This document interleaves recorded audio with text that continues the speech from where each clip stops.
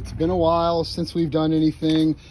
Main reason is because I had knee surgery. See my white legs and my battle scar. Had some complications, and haven't been able to get out. So the last video we posted on here was sort of a check-in, and we posted how to make soap. So today we're kind of updating what's going on. So we've picked up 2 new rabbits. This is Lola. Lola we just mated her yesterday. She's a Californian New Zealand mix, about 11 months old. And her sister, Honey Bunny, they're our 2 newest breeders. You can't really see her. She's 11 months also. And here's Babs. Babs just came into heat a few weeks ago, and as a result of that, she's gotten really hissy. Although she has calmed down a little bit. You can hear her squeak when I put my finger in there, but she's doing real good. And here's our 1 buck that we have for now. That's Buster. He's doing real well. So we built kind of a little setup outside. I built a stand out of some scrap wood for them to go on. And then we picked up a couple of these stands over at Tractor Supply, and they come with a raised bit, and then we've got plastic all over them.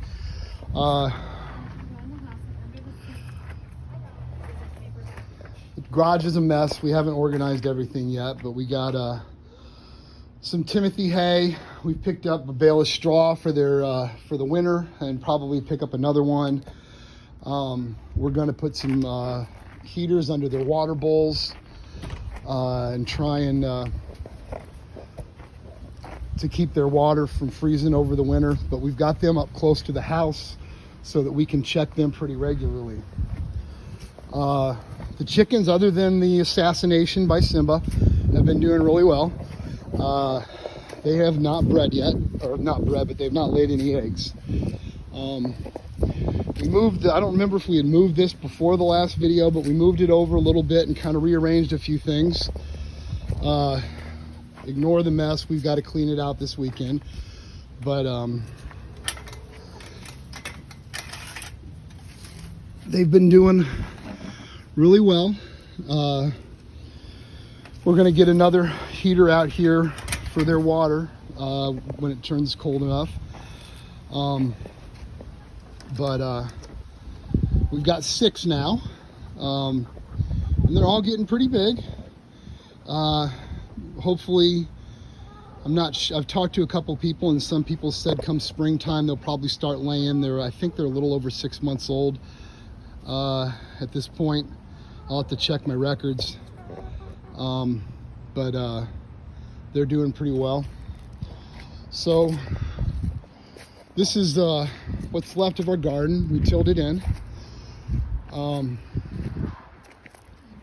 We didn't have a great crop this year. So the first year that we did, this was all grass, and I laid cardboard down over all the grass to kill it, and that worked really well. This last year, we broke into that. This would have been the second year we broke into the cardboard and planted. We had a whole mess of tomatoes over here, garlic, a whole variety of peppers, asparagus, this dead spot right here. We had some rhubarb, and I'm still learning.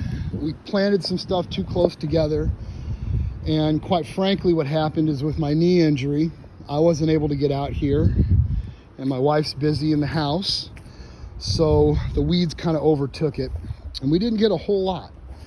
And that's okay. You know, we learned. I had an injury, wasn't able to control that. A couple of things that did happen though. Our asparagus survived its first year. That's actually a 2nd-year plant, I believe. We bought that. But these right down here and here And here, over here, those are all from seeds. So I'm pretty happy that they grew. The tomato cages are there because we had a guy come when I was injured and mow, and I apparently did not explain to him what I did not want killed or mowed over, and he ran over everything. Killed my great plants, just mowed over the whole sides of it. And it wasn't his fault. But fortunately, asparagus is resilient, and it came back and grew twice as big. So last weekend, we tilled in. I've got a small tiller. We tilled down about 3 inches into the dirt and got that topsoil, the weeds tilled under, and we're gonna till up again and get some fertilizer put in. This row right here, I planted garlic. Now I'm not sure what kind, and I'm ashamed to not know that, but my brother-in-law gave it to me, and he just grows garlic like a madman. He does a great job. Joey is amazing at his gardening, and I've learned a lot from him. And he gave me 3 bulbs, and so I planted those. This right here, this second row, is carrots. Now I know it might be late in the year, but I'm taking a chance because hopefully we won't have a harsh winter real early. And I planted multicolored carrots just because I like the novelty of it. We're gonna try and put some potatoes, sweet potatoes, and maybe some kohlrabi in the ground here this weekend. And I don't know if it's gonna make it, but like I said, in other videos and before, I'm new at a lot of this. I read online, and there's, I can go from one site to another and get 2 different completely things of information. So I'm just trying to, learn, and hopefully from these videos, I'll able to learn what mistakes I made. Now, fortunately, one of my great plants survived. He ran it over, and despite everything else, it grew back. Now, my dad had a problem once, said that he got his grape plants. There's another one that survived. It's got 1 leaf. Hopefully it'll live. He said the grape plants that you get at Walmart, what they do is they take the root and then they splice in another type of grape on top. So he said that one year that he planted the grapes and they died off, and then they grew back. But what actually grew back was the root, which was not a good grape. It wasn't what he planted. So, hopefully that's not what happens, but luckily I've only got 1. And I'm willing to invest in, some more grapes. I'd like to get this fence covered with something. So that's pretty much what's going on. As far as the yard goes, we've got green tree that's been coming out, and they've done a good job at killing off the weeds. Hopefully here in the next week, we'll get them out here to seed again, or to seed for the fall. And get some of these dead spots covered. Back by the chickens, I don't know if we're gonna ever have much grass back there, but we'll see. So the yard is kind of a mess,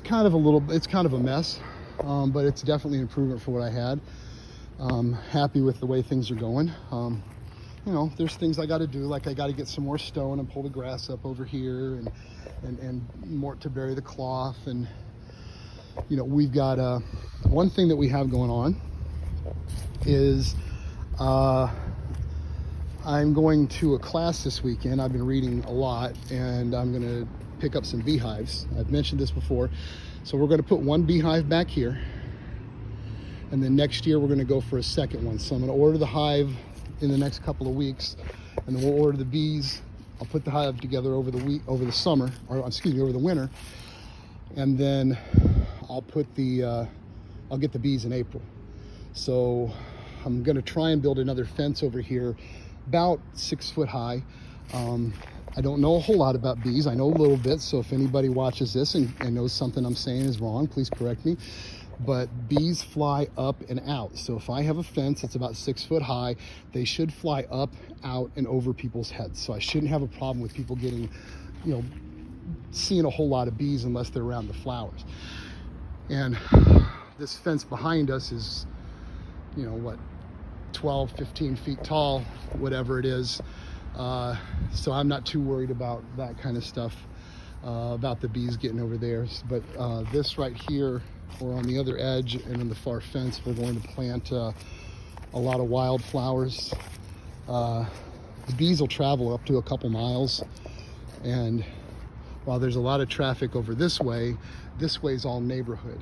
So I'm going to have the bees facing outward, so hopefully when they fly out, they'll head more towards the neighborhood, and we'll get quite a variety of we got a lot of trees in the area and a lot of people that are growing flowers. But what I'm hoping happens with the bees is that we get a lot more fertilization in the garden next year. So water barrels we're going to tear down for the year, empty them out. But this one over here, the second one, I'm going to cut the top off and I'm going to put some wood to float in there. So when I have the bees, they'll have some water to drink. I won't have to provide them with water. That'll come from the sky into the rain barrel, and the wood will float up and down with the water level, so they'll always have something to walk on. So that's pretty much it. As I know more about it and get things done, we'll update people with what's happening. So, Buster, I'm gonna say bye, and we'll catch y'all later.